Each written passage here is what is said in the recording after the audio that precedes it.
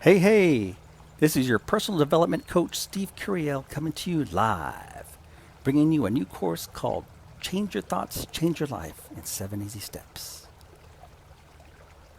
Changing your mentality and your mindset is no easy task, but having an open mind and positive mindset can be a game changer and distinct advantage. Your personal growth is what compels the choices you make for your physical, emotional, and spiritual well-being. But something as straightforward as changing your thinking can change and transform your life. Doing mindset work. There's great importance in spending time doing mindset work. And by doing so, we begin to understand ourselves, and through that understanding, we become more compassionate and patient with ourselves. Our society thrives on the hectic and busyness that life brings not only to our lives, but to our dinner table as well. And with that comes some consequences of using band-aid solutions and quick remedies to get through some particular blocks in our lives. Those solutions never last long, and it's about committing the time and effort to slow down, ground ourselves, and reshift our focus. Changing your thoughts, your thinking, is not only meant for you to be more optimistic, but also to give your mind some breathing room that it needs to grow. It's about looking at everything that hasn't worked for you in the past and being open to other ways that might. Now, here are the 7 steps to change your thinking, change your life.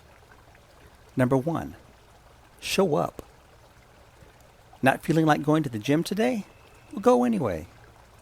You don't feel like playing the piano after making a commitment to practice every day?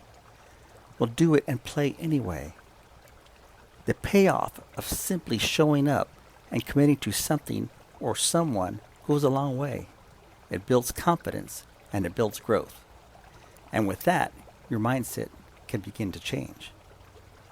And of course, showing up may not always be fun, but making and fulfilling your commitments allows you to take on bigger tasks or goals that may seem far out of reach. Step number 2, find an anchor. We all need something to believe in when our minds begin racing and our thoughts start to waver. In other words, we need an anchor. You need to find something or someone to ground you. Perhaps you are religious and have a spiritual connection to a higher power. Or it might be someone in your family, your spouse, your parents perhaps. When you find that thing that grounds you, hold on to it. You know, my brother, he introduced me to the law of attraction back in 2003. And I was instantly drawn to the concept that thoughts become things and like attracts like. It opened my mind at the possibilities that were now in my reach. Well, for the past 17 years, the law of attraction has become so integrated into my daily life that it's become the anchor of my belief system. That anchor also propels me to be a better version of myself. It's a light at the end of the tunnel when I had once convinced myself that light did not exist. Now, the purpose of the anchor is to ground you when your mind or external forces weigh you down. It's about having faith and trust in that one thing or that power when everything else seems to go dark. This is one of the most important things you need to have if you want to begin to change the way you think. Step number 3, ask why. It's really that simple. In order to change your thinking, you have to dig deeper into what it is that's causing a reaction. For instance, consider these 3 questions. Why does it bother me that another person took the parking slot that I was waiting for?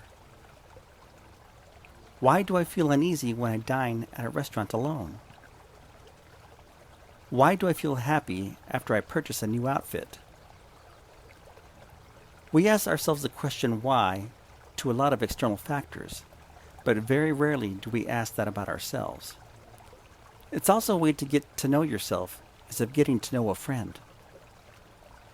As we begin to answer these questions, we realize that it's not the external factors that bring happiness, sadness, guilt, or joy, but it's more about understanding our own values.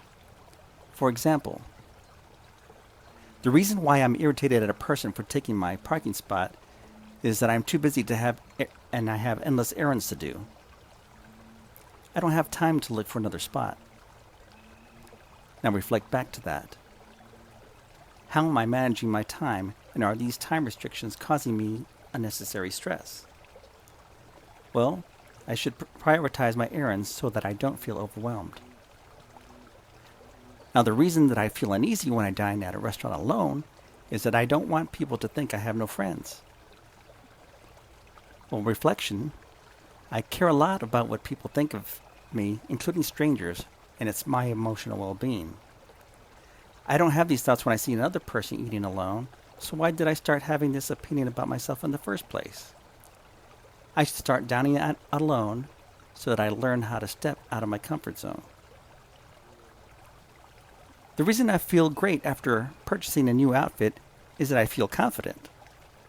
Now, confidence is key because it determines how I show up when I meet strangers, clients, and overall how I carry myself. How do I maintain this confidence without splurging on a new outfit every time I need that extra boost? Well, I could wear my glasses or carry a book with me to help me play the part. While having the mindset and straightforward conversation with yourself are simple ways you can change your thinking.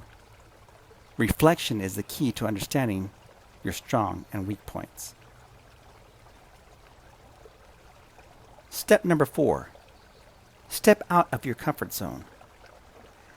As I mentioned earlier, we all have a comfort zone.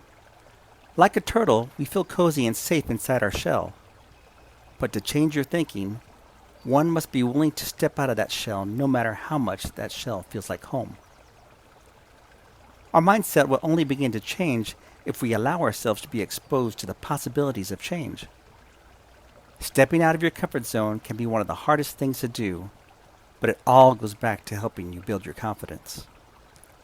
Some of the most significant friendships I have to date is all thanks to the 5 seconds I decided to step out of my comfort zone, introduce myself, and carry a conversation. Strive to learn something new every day, even if it makes you feel a bit uncomfortable at first.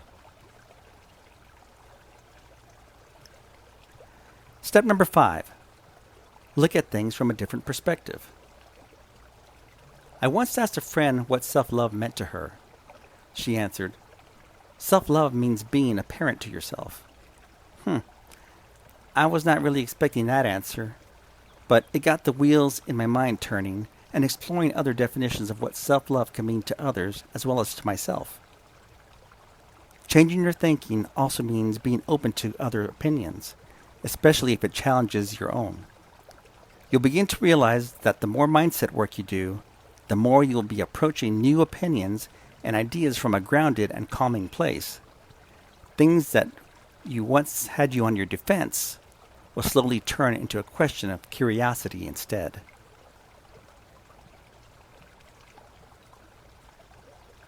Now let's go to step number 6. Slow down. Here's the deal. You take the same route to work every day. You leave your house at the same time when you're heading to work.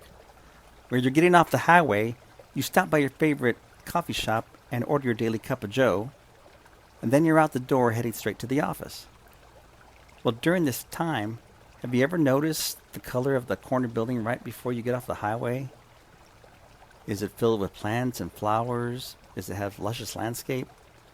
Or have you noticed whether your barista is left-handed or right-handed? Probably not, because most of the time, we tend to live our lives on autopilot. According to an article I once read, studies say that we make about 35,000 decisions a day. Therefore, it makes sense that half the time, our minds are on autopilot. There are a great many setbacks that come from having this auto switch, including having those feelings of mindlessly scrolling through your phone or being so deep in thoughts that you're mentally checked out.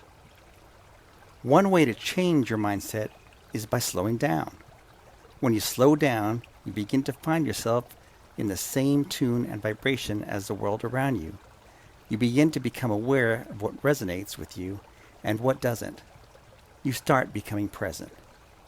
If you want to change your life, you must first be present in the life you are currently living. By being present, you begin to shift to a state of gratitude. You know, I'm reminded of a line from the movie Ferris Bueller's Day Off. Yep. I said it before and I'll say it again. Life moves pretty fast. You don't stop and look around once in a while, you could miss it. Step number 7. Eliminate excuses and create solutions. How often do you use the word but? B-U-T.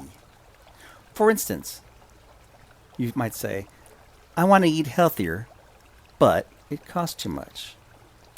I want to buy a new car, but I'm still paying off some of my debt. I would like to start my own business, but I don't have time or finances for that.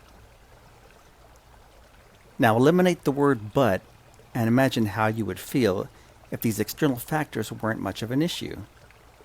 This is a simple but powerful technique in changing your thinking. It's all about tapping into those emotions and eliminating the roadblocks that we spend so much energy focusing on. Instead, begin shifting your focus from the buts toward the hows. Like, how can I eat healthier? How can I find a way to pay for a new car? How do I start my own business? And how can I finance it? If you change the word but to how, your mind is forced to try to think of how to resolve those problems, those issues, or roadblocks that you may have.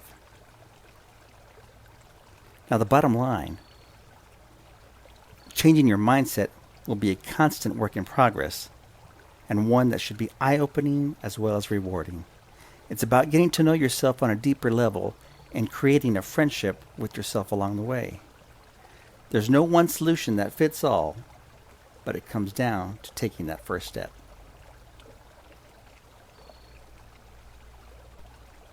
Now, just to review the 7 steps. Number 1, show up. Number 2, find an anchor.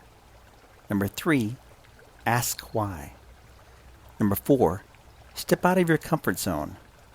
Number 5, look at things from a different perspective.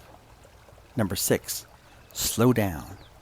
And number 7, eliminate excuses and create solutions. I hope you enjoyed this teaching. Thank you so much for listening. Bye-bye.